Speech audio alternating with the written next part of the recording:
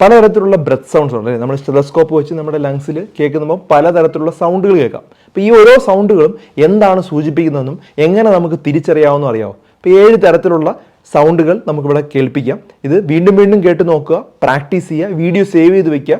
പല രോഗികളെ നമുക്ക് വളരെ വേഗത്തിൽ കണ്ടെത്താനായിട്ട് പറ്റും. മറ്റുള്ളവർക്കായി വീഡിയോ ഷെയർ ചെയ്ത് കൊടുക്കുക.